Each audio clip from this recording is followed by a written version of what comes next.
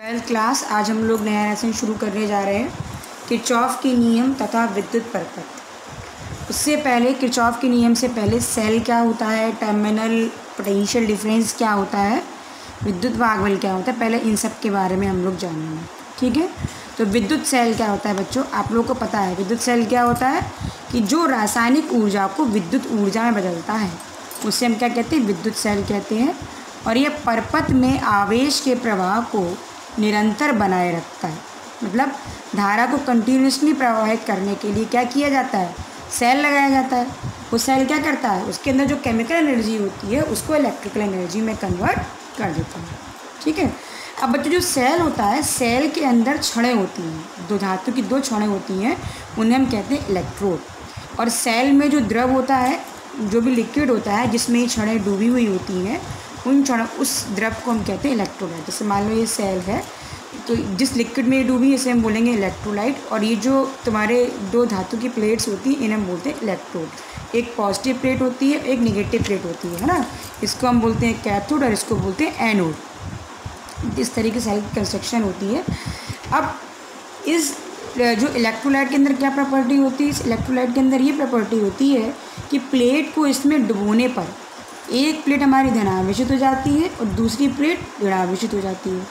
और अगर तार के द्वारा आप क्या करो, इन दोनों प्लेटों को अगर जोड़ दिया जाता है तो तार में क्या होता है, आवेश का प्रवाह होने लगता है। तार में आवेश का प्रवाह होने लगता है। और सेल के भीतर जो तुम्हारा इलेक्ट्रोलाइट है इसमें भी क्या होता है, आवेश का प्रवाह होता है। कैसे, इसमें केमिकल रिएक्शंस जो होती है वो केमिकल रिएक्शंस क्या करती हैं, इन प्लेट्स पर जो भी आवेश हैं उनकी पूर्ति करती हैं। अगर इसको पॉजिटिव आवेश है तो इसको पॉजिटिव देंगे, इसको ऋणावेश है तो इसको ऋणावेश देंगे, है ना। तो जो केमिकल रिएक्शन इस इलेक्ट्रोलाइट में होती है वो केमिकल रिएक्शन क्या करती है, इन प्लेट्स पर आवेशों की पूर्ति को करती है और तार में आवेशों के प्रवाह को कंटिन्यूशन में बनाकर रखती है। तो इस प्रकार से सेल क्या कर रहा है, ये जो केमिकल रिएक्शन है वो क्या कर रही है, जो आवेश हैं उनकी पूर्ति कर रही है। और ये आवेश क्या कर रहे हैं, धारा को बना कर रखे। तो एक तरीके से ये जो केमिकल एनर्जी है वो किस में बदल जा रही है, इलेक्ट्रिकल एनर्जी में बदल जा रही है।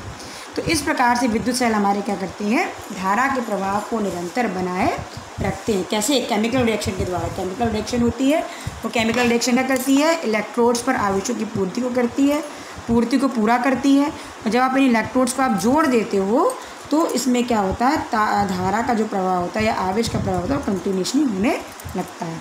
ठीक है।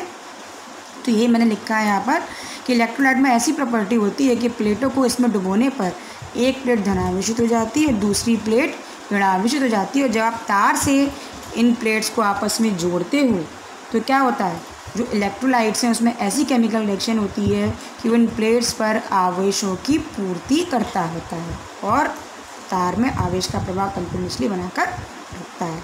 ठीक। अब विद्युत वाहक बल क्या होता है बच्चों, कि जैसे कि आप लोगों ने अभी देखा कि तार में धारा क्यों बहती है, आवेश के कारण। आवेश जब एक स्थान से दूसरे स्थान तक जाते हैं तो उसे हम क्या कहते हैं, धारा कहते हैं, है ना। और सेल क्या करता है, हमारा सेल धारा के प्रवाह को कंटिन्यूसली बनाकर रखता है। ठीक है। तो सेल का कार्य क्या है, सेल का कार्य ये है कि इस धारा के प्रवाह को कंटिन्यूसली बनाकर रखना। ठीक। तो सेल में जो भी केमिकल रिएक्शंस होती हैं उन केमिकल रिएक्शंस में एनर्जी रिलीज़ होती है और वो एनर्जी क्या करती है, आवेश को प्रवाहित करने में मदद करती है। आवेश को एक इलेक्ट्रोड से दूसरे इलेक्ट्रोड पर जाने में मदद करती है। और इस प्रकार से सेल के इलेक्ट्रोड्स और इलेक्ट्रोलाइट्स के बीच में जो केमिकल रिएक्शन होती है, केमिकल एनर्जी होती है, वो हमारी विद्युत ऊर्जा में बदल जाती है। ठीक। तो सर्किट में धारा का प्रवाह क्यों बनाए रखा, किसने बनाए रखा, सेल ने। सेल ने क्या किया, सेल ने केमिकल रिएक्शंस के द्वारा क्या किया, विद्युत केमिकल एनर्जी को इलेक्ट्रिकल एनर्जी में बदल दिया। उसमें जो केमिकल रिएक्शंस के थ्रू जो एनर्जी रिलीज़ हुई वो एनर्जी क्या करती है, आवेश को प्रवाहित होने में हेल्प करती है। ठीक। तो इसीलिए एकांक आवेश को पूरे परपथ में सेल सहित प्रवाहित करने में सेल द्वारा दी गई ऊर्जा को सेल का विद्युत वाहक बल कहते हैं। ठीक। सेल का विद्युत वाहक बल क्या होता है कि एकांक आवेश को, जैसे कि मान लो ये है, अगर आप इसको तार से जोड़ दोगे तो एकांक आवेश को इस पूरे परपथ में सेल सहित, मतलब सेल के भीतर भी आवेश क्या होना कि सेल के भीतर भी बहना चाहिए, खाली तार में नहीं, है ना। तो एकांक आवेश को पूरे परपथ में प्रवाहित करने में सेल द्वारा दी गई ऊर्जा को सेल का विद्युत वाहक बल कहते हैं। ठीक, जो सेल का विद्युत वाहक बल होता है वो मेनली सेल में हमने क्या इलेक्ट्रोड्स यूज़ किए हैं, इलेक्ट्रोलाइट्स क्या है, इसकी नेचर कैसी, इस पर डिपेंड करता है। सेल की प्लेटों के आकार पर, विद्युत अपघट्य की मात्रा पर, उनके बीच की दूरी पर निर्भर नहीं करता। मैंने यहाँ लिखा भी है कि जो विद्युत अपघट्य की मात्रा है, प्लेटों के आकार, उनके बीच की दूरी पर विद्युत वाहक बल डिपेंड नहीं करता। मेन किस पर डिपेंड करता है, सेल में प्रयोग होने वाली प्लेट्स कि किस मेटल की आपने प्लेट्स यूज़ की है और इलेक्ट्रोलाइट आपने कैसा लिया, इस पर डिपेंड करता है। ठीक, अगर किसी परपथ में सपोज Q कूलाम आवेश को हमें प्रवाहित करना है और सेल द्वारा दी गई ऊर्जा अगर W जूल है तो सेल का विद्युत वाहक बल क्या हो जाएगा, W/Q। ठीक है, क्योंकि Q कूलाम आवेश को प्रभावित करने में आप कितना कार्य कर रहे हैं, W कार्य कर रहे हैं। तो एकांक आवेश को प्रभावित करने में कितना करेंगे, W/Q। यही हमारा क्या है, विद्युत वाहक बल। इसको किससे दिखाते हैं, E से दिखाते हैं। इसका मात्रक क्या होगा, जूल/कूलाम यानी कि वोल्ट होगा। अगर यहाँ पर हम W की जगह 1 जूल रख दें और Q की जगह 1 कूलाम रख दें तो E = क्या हो जाएगा, 1/1 यानी कि 1 वोल्ट। तो 1 वोल्ट की डेफिनेशन यहाँ से क्या हो जाएगी, यदि किसी परपथ में 1 कूलाम आवेश को प्रवाहित करने में सेल द्वारा दी गई ऊर्जा 1 जूल है तो सेल का विद्युत वाहक बल 1 वोल्ट होगा, है ना। इसका मतलब क्या हुआ कि किसी परपथ में 1 कूलाम आवेश को प्रवाहित करने में सेल द्वारा दी गई ऊर्जा, या W क्या है, ऊर्जा है। ठीक है, सेल जो कार्य करेगा वो क्या हो जाएगी, ऊर्जा, उसके द्वारा खर्च की गई ऊर्जा, है ना। तो सेल द्वारा दी गई ऊर्जा क्या हो जाएगी, 1 जूल होती है, तो सेल का विद्युत वाहक बल 1 वोल्ट होगा। ठीक, अब इसके बाद जैसे कि मैंने यहाँ पर लिया है, दिखाया कि जो सेल के भीतर जो धारा की दिशा होती है वो हमारी निगेटिव इलेक्ट्रोड से पॉजिटिव इलेक्ट्रोड की ओर होती है। मतलब अगर सपोज आपका ये सेल है और ये आपके 2 इलेक्ट्रोड्स हैं, ये पॉजिटिव इलेक्ट्रोड है, ये नेगेटिव इलेक्ट्रोड है, तो सेल के भीतर जो धारा होगी वो माइनस से प्लस की ओर बहेगी, यानी कि नीचे वेव से ऊंचे वेव की ओर जाएगी। और सेल के बाहर अगर आप तार से इसको जोड़ देते हो तो प्लस इलेक्ट्रोड से माइनस इलेक्ट्रोड की तरफ जाती है। ठीक है, तो सेल के भीतर जो धारा की दिशा होती है वो क्या होती है, हमारी माइनस से प्लस की ओर होती है। ठीक, निम्न वेव से उच्च वेव की ओर। अब पोटेंशियल डिफरेंस क्या होता है, देखो जब हम किसी सेल को तार के द्वारा जोड़ देते हैं, है ना, तो सेल के ये जो सेल है, सेल के इलेक्ट्रोड्स पर जो तुम्हारा विभव का जो अंतर होता है वो हमारा टर्मिनल पोटेंशियल कहलाता है। मान लो अगर सेल का विद्युत वाहक बल E है और Q आवेश को हम उस सेल में प्रवाहित कर रहे हैं तो सेल द्वारा दी गई ऊर्जा क्या हो जाएगी, W/Q। ठीक, हमने क्या किया, यहाँ पर सेल से कई सारे पार्ट्स जोड़ दिए, कई सारे हमने भिन्न भिन्न भाग लिए और उनको एक सेल से जोड़ दिया। इस पार्ट में जो हमारी एनर्जी व्यय हो रही है, ऊर्जा व्यय W1 है, इसमें W2 और इसमें W3 है। तो नेट जो सेल द्वारा दी गई ऊर्जा थी W, वो किसके बराबर होगी, W1 + W2 + W3 इसके बराबर होगी। हमने यहाँ पर रख दिया, Q को इसके नीचे रख के अलग अलग डिवाइड कर दिया। ये जो वैल्यू है वो V1 के बराबर हो जाएगी, ये V2 के और ये V3 के। तो इस तरीके से जो E की वैल्यू किसके बराबर होगी, V1 + V2 + V3 + dash dash dash. ठीक, जहाँ V1 V2 V3 क्या है, इनको हम बोलते हैं terminal potential difference. Terminal potential difference क्या होता है, टर्मिनल पोटेंशियल डिफरेंस क्या होता है कि किसी परपथ में 2 बिंदुओं के बीच एकांक आवेश को प्रवाहित करने के लिए किया गया कार्य उन बिंदुओं के बीच टर्मिनल विभवांतर कहलाता है।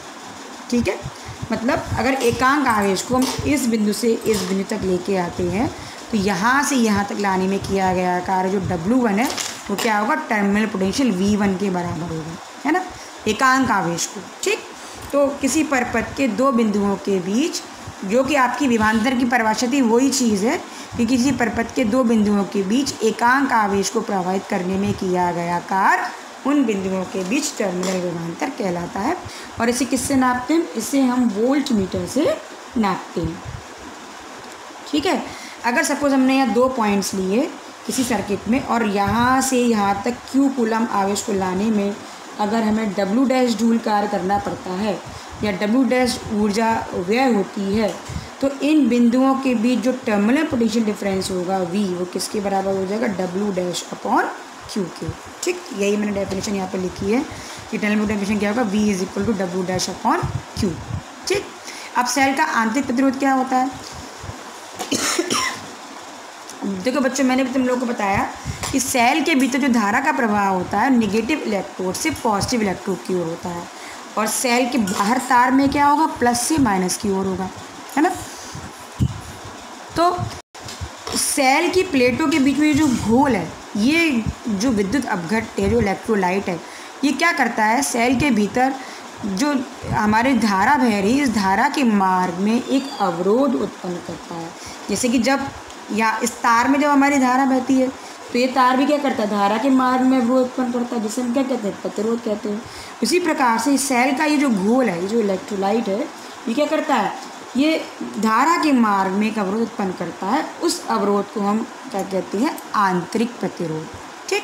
तो सेल की दोनों प्लेटों के बीच, सेल के भीतर विद्युत धारा के मार्ग में सेल के घोल द्वारा उत्पन्न अवरोध को सेल का आंतरिक प्रतिरोध कहते हैं। और इसे हम किससे रिप्रेजेंट करते हैं? स्मॉल आर से प्रदर्शित करते हैं। स्मॉल आर जहाँ लिखा है, इसका मतलब वो क्या है? हमारा आंतरिक प्रतिरोध है। ठीक। तो सेल की दोनों प्लेटों के बीच, सेल के भीतर विद्युत धारा के मार्ग में घोल द्वारा उत्पन्न अवरोध को सेल का आंतरिक प्रतिरोध कहते हैं। अब ये जो सेल का आंतरिक प्रतिरोध होता है, ये जब सेल क्या कर रहा है, इस प्रतिरोध के कारण क्या होगा? जो सेल एनर्जी दे रहा है, वो उसमें से कुछ एनर्जी हमारी इस प्रतिरोध के विरुद्ध कार्य करने में खर्च हो जाएगी, है ना। तो सेल जो ऊर्जा देता है, उसका कुछ भाग स्वयं सेल के भीतर ही खर्च हो जाता है। कहाँ खर्च होता है? आंतरिक प्रतिरोध के विरुद्ध कार्य करने में। और जो एनर्जी हमारी खर्च होती है, वो किस में बदल जाती है? ऊष्मा में बदल जाती है। ठीक। अब जो सेल का आंतरिक प्रतिरोध है, वो कुछ फैक्टर्स पर डिपेंड करता है, जैसे कि दोनों प्लेटों के बीच की दूरी पर, और उसके अनुक्रमानुपाती होता है। अगर दोनों प्लेटों के बीच की दूरी कम होगी तो आंतरिक प्रतिरोध भी कम होगा, और दोनों प्लेटों के बीच की दूरी अगर ज़्यादा होगी तो आंतरिक प्रतिरोध भी ज़्यादा होगा। डायरेक्टली प्रोपोर्शनल होता है। दूसरा, घोल में डूबे प्लेटों के क्षेत्रफल के व्युत्क्रमानुपाती होता है। पूरी प्लेट का क्षेत्रफल नहीं लिया है, घोल में जितना भाग प्लेट का डूबा है उसका क्षेत्रफल। ठीक है।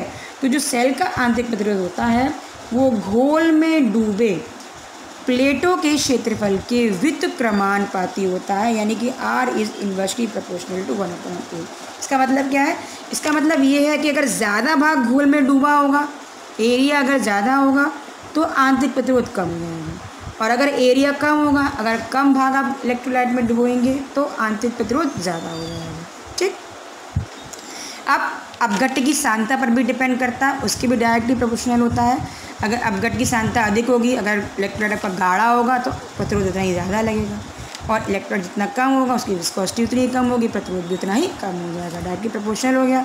दूसरा, विद्युत अपघट्य और प्लेटों के पदार्थ की प्रकृति पर भी निर्भर करता है। मतलब जो आंतरिक प्रतिरोध है, आपने जो सेल लिया है, उसमें जो इलेक्ट्रोड्स हैं वो आपके किस मेटल के बने हैं, जो इलेक्ट्रोलाइट लिया आपने किस मेटल का बना, उसकी नेचर पर भी डिपेंड करता है।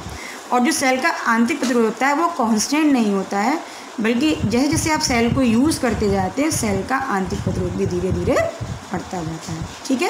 तो सेल का आंतरिक प्रतिरोध क्या होता है? सेल के घोल द्वारा सेल के भीतर धारा के मार्ग में जो अवरोध उत्पन्न किया जाता है, उसे हम क्या कहते हैं? सेल का आंतरिक प्रतिरोध। किस किस के डायरेक्टली प्रोपोर्शनल होता है? दूरी के डायरेक्टली प्रोपोर्शनल होता है, सांद्रता के डायरेक्टली प्रोपोर्शनल होता है, और जो प्लेटों का जो क्षेत्रफल डूबा हुआ है उसके व्युत्क्रमानुपाती होता है। ठीक। अब जो आता है हमारा, वो है सेल के टर्मिनल पोटेंशियल, विद्युत विभव बल, आंतरिक प्रतिरोध में क्या संबंध है। टर्मिनल विभवांतर को किससे दिखाते हैं? हम V से दिखाते हैं, विद्युत विभव बल को E से दिखाते हैं, और आंतरिक प्रतिरोध को स्मॉल r से। तो V, E और स्मॉल r में क्या रिलेशन है, वो हम कैसे निकालेंगे बच्चों? इसके लिए देख लो, हमने एक सर्किट बनाया है, ये हमने सेल लिया, ये हमने जहाँ स्मॉल r रखा है, ये इसका आंतरिक प्रतिरोध हो गया। हमने क्या किया? सेल की पॉजिटिव प्लेट और नेगेटिव प्लेट के बीच में यहाँ पर एक वोल्ट मीटर लगा दिया है। तो ये वोल्ट मीटर क्या करेगा? जब आप सेल को यूज़ नहीं करोगे, तो इन प्लेटों के बीच में जो भी विभवांतर है, वो हम इसको इस वोल्ट मीटर से पढ़ सकते हैं। ठीक। अब उसी प्रकार से हमने सीरीज़ में क्या की? यहाँ पर एक की लगाई, एक रेजिस्टेंस लगाया, और यहाँ पर अमीटर लगाया। जब आप की को लगा दोगे तो क्या होगा? ये रेजिस्टेंस हमारा सर्किट में आ जाएगा, और इस रेजिस्टेंस के अक्रॉस क्या वोल्टेज है, कितना वोल्टेज ड्रॉप हुआ वो आप इस वोल्ट मीटर से यहाँ पढ़ सकते हो, ठीक। और धारा का मान यहाँ से पढ़ सकते हो अमीटर से कि कितने एम्पियर की धारा उसमें बह रही है, ठीक है। और जब आप इसकी को निकाल देते हो, इसका मतलब क्या है कि सेल हमारा खुले परपथ में होगा, जबकि बंद होगी तो सेल बंद परपथ में होगा। बंद परपथ मतलब सेल एनर्जी को दे रहा है, और जब आप की को निकाल लोगे इसका मतलब सेल खुले परपथ में हो गया, इसका मतलब हम सेल से एनर्जी नहीं ले रहे हैं। तो जब हम इस की को निकाल देंगे तो ये सर्किट हमारा काम नहीं करेगा, खाली जो करंट होगी वो इस वोल्ट मीटर से पास होते हुए फिर से इसमें चली जाएगी, है ना। तो उस समय इस इलेक्ट्रोड्स के बीच में जो भी पोटेंशियल डिफरेंस होता है, जो भी विभवांतर होता है, वो सेल का विद्युत वाहक बल कहलाता है। इसको आगे प्रूव भी करेंगे हम कि जो हम सेल से कोई भी धारा नहीं लेते हैं उस समय सेल की प्लेटों के बीच में जो टर्मिनल विभवांतर होता है वो सेल के विद्युत वाहक बल के बराबर होता है, ठीक। अब रिलेशन क्या है, कैसे निकालेंगे। हमने माना है सर्किट में आई धारा टी समय के लिए बह रही है और टी समय में जो प्रवाहित आवेश है वो हमारा क्यू है। आप लोग बच्चों जानते हो Q is equal to I into T होता है। और सेल द्वारा, इस सेल द्वारा किया गया कार्य यानी कि सेल द्वारा दी गई एनर्जी हम कैसे निकालेंगे। कार्य बराबर W बराबर ई इंटू क्यू, जहाँ ई विद्युत वाहक बल है और क्यू की वैल्यू अभी आपने ऊपर निकाली आई इंटू टी, इस वैल्यू को यहाँ रख दीजिए तो E into I into T हो जाएगा। तो W is equal to E into I into T. ये क्या है, विद्युत सेल द्वारा किया गया कार्य। अब देखो बच्चों, सेल में कार्य दो तरीके से हो रहा है। कैसे, एक तो बाहर की तरफ ये सेल कार्य कर रहा है धारा को प्रवाहित करने में, दूसरा सेल के भीतर भी क्या होता है, धारा का प्रवाह होता है। तो सेल के भीतर हम इस आंतरिक प्रतिरोध के विरुद्ध भी कार्य करते हैं, है ना। तो हम क्या करेंगे, टोटल कार्य निकाल लेंगे सेल के भीतर और सेल के बाहर और उन दोनों को जोड़ देंगे, ठीक।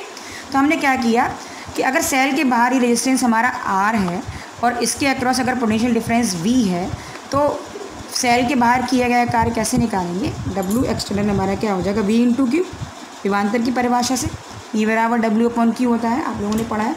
V बराबर क्या होता है, W अपॉन क्यू। तो इस फॉर्मूले से W बराबर क्या हो जाएगा, V इंटू क्यू, बस मल्टीप्लाई कर लीजिए। तो यहाँ पर क्यू की वैल्यू हम क्या लिखेंगे, I इंटू टी, ठीक। अब सेल के भीतर जब आई धारा बहती है तो उसके कारण विभव क्या होगा, हमने V डैश मान लिया और जो विभव होगा वो I इंटू आर होगा। अब देखो बच्चों ध्यान से देखना, यहाँ हमने स्मॉल r लिया है, ये स्मॉल हमारा r क्या है, यहाँ पर आंतरिक प्रतिरोध है, ठीक। तो नेट अंदर किया गया कार्य W इंटरनल किसके बराबर हो जाएगा, V डैश इंटू क्यू, वही चीज़ आ गई।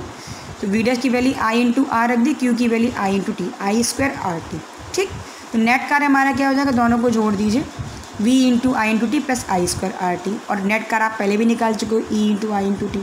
कॉमन ले लो, आई टी दोनों में कॉमन लेके कट जाएगा। हमारे पास यहाँ क्या बचेगा, E is equal to V plus I into R या V is equal to E minus I R. ये हमारा रिलेशन आ गया किसमें किसमें, ये हमारा टर्मिनल विभवांतर है, ये E हमारा विद्युत वाहक बल है, I सर्किट में बहने वाली धारा है और R क्या है, आंतरिक प्रतिरोध। तो इस फॉर्मूले से हम क्या कर सकते हैं, तीनों में रिलेशन बता सकते हैं, ठीक। तो आप यहाँ पर देख सकते हो बच्चों कि जब सेल धारा दे रहा होता है, जब हम सेल से धारा लेते हैं उस समय V टर्मिनल विभवांतर क्या है, उसकी इलेक्ट्रोड के बीच में, ये जो इलेक्ट्रोड हैं इनके बीच का विभवांतर, तो उस समय जो विभवांतर होता है वो विद्युत वाहक बल E से कम है। क्यों कम है, क्योंकि आप उसमें से I इंटू आर फैक्टर को माइनस कर रहे हो, है ना। तो जो V की वैल्यू होगी वो E से कम आएगी, है ना। इसका मतलब ये हुआ कि जब हम विद्युत सेल से धारा लेते हैं उस समय उसकी प्लेटों के बीच में जो टर्मिनल विभवांतर V होता है वो विद्युत वाहक बल E से कम होता है, ठीक। अब यहाँ से आप देख सकते हो कि I का मान जितना ज़्यादा होगा, I इंटू आर की वैल्यू इतनी ज़्यादा होगी। जब ये वैल्यू ज़्यादा हो जाएगी तो जब ज़्यादा वैल्यू का इसमें से घटाओगे तो V का मान क्या होगा, कम हो जाएगा, है ना। तो इसका मतलब ये हुआ कि सेल से हम जितनी ज़्यादा धारा लेंगे, अगर ये सेल है और आप इस सेल से जितनी ज़्यादा धारा लोगे उसका पोटेंशियल डिफरेंस, उसका टर्मिनल पोटेंशियल डिफरेंस क्या होगा, उतना ही कम हो जाएगा, ठीक है। अब इक्वेशन आपने, यही मैंने यहाँ पर लिख के बताया है आप लोगों को बच्चों कि जब हर सेल की क्या होती है, विशेषता होती है, इसका मान एक सेल के लिए क्या होता है, स्थिर होता है। विद्युत वाहक बल क्या होता है, प्रत्येक सेल के लिए स्थिर होता है, जबकि टर्मिनल अंतर V का मान क्या होता है, बदलता रहता है। यहाँ आपने देखा E का मान वही था, V का मान बदल रहा है, क्यों, क्योंकि आप करंट का मान जैसे जैसे बढ़ाओगे V का मान वैसे वैसे कम होता जाएगा, ठीक है। तो इसीलिए सेल क्या होता है, जो विद्युत वाहक बल होता है वो क्या होता है, विद्युत वाहक बल सेल की एक प्रॉपर्टी होती है, ठीक है। जो विद्युत वाहक बल होती है वो प्रत्येक सेल की उसकी अपनी एक विशेषता होती है। विद्युत वाहक बल क्या होती है? प्रत्येक सेल की अपनी एक विशेषता होती है और इसका जो मान होता है वो हर सेल के लिए क्या होता है? स्थिर होता है, ठीक है। लेकिन जो पोटेंशियल डिफरेंस V होता है वो बदलता रहता है। तो ये E और V में क्या हो गया? अंतर हो गया, ठीक। E का मान क्या होगा? विद्युत वाहक बल का मान प्रत्येक सेल के लिए कांस्टेंट होगा, वो कभी नहीं बदलेगा। और V का मान जो होता है, जैसे जैसे आप सेल से धारा लोगे V का मान कम होता जाएगा, घटता जाएगा, तो V का मान बदलता जाता है, ठीक है। अब हमारी इक्वेशन क्या आती है? V is equal to E minus I आती। अगर हम सेल से कोई धारा नहीं ले रहे हैं, इसका मतलब I की वैल्यू 0 होगी। अगर आप यहाँ रखोगे तो V is equal to E आ जाएगा। यही मैंने आपको आगे पीछे बताया था कि जब हम सेल खुले परिपथ में होता है, खुला परिपथ मतलब जो कि मैंने सर्किट डायग्राम जो आपको यहाँ बताया था ना, कि जब सेल हमारा खुले परिपथ में है, मतलब हमने इसको की को यहाँ से निकाल दिया।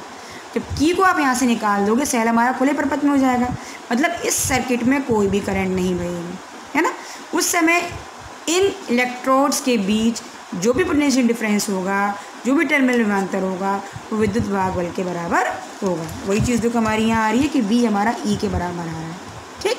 तो जब सेल खुले परिपथ में होता है उस समय विद्युत सेल की प्लेटों के बीच में जो टर्मिनल विभवांतर होता है वो विद्युत वाहक बल के बराबर होता है, ठीक है। अब अगर परिपथ में I धारा बह रही है और ये जो रेजिस्टेंस हमारा R था, इसके क्रॉस अगर विभवांतर V है तो ओम के नियम से V is equal to I into R हो जाएगा। अच्छा, हमारी इक्वेशन क्या थी? V is equal to E minus I R थी। अब हम यहाँ क्या करेंगे? V की जगह रख देंगे, यहाँ से हम E की I इंटू आर की वैल्यू निकालेंगे, तो जगह E minus B, R is equal to E minus B upon I हो जाएगा, ठीक। V is equal to I R था, तो I की वैल्यू यहाँ से क्या हो जाएगी? V upon R. इस वैल्यू को यहाँ पर रख दो, ये हमारा क्या हो जाएगा? V अपॉन आर आ गया, R ऊपर चला गया, V को आप अलग अलग कर लीजिए दोनों के नीचे, तो E upon V minus V upon V, यानी कि small r is equal to capital R E upon V minus 1। तो ये आपका आंतरिक प्रतिरोध, विद्युत वाहक बल और टर्मिनल विभवांतर में क्या है? रिलेशन है। इसी पर बेस बच्चों आपका प्रैक्टिकल भी है।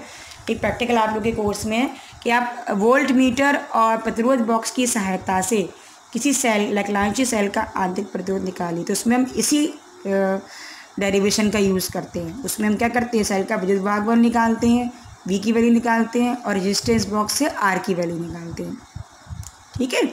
तो आप इस फॉर्मूले का वहाँ पर यूज़ करोगे। इसमें हमने I को यहाँ से हटा दिया, ठीक। अब एक रिलेशन और होता है, वो क्या है?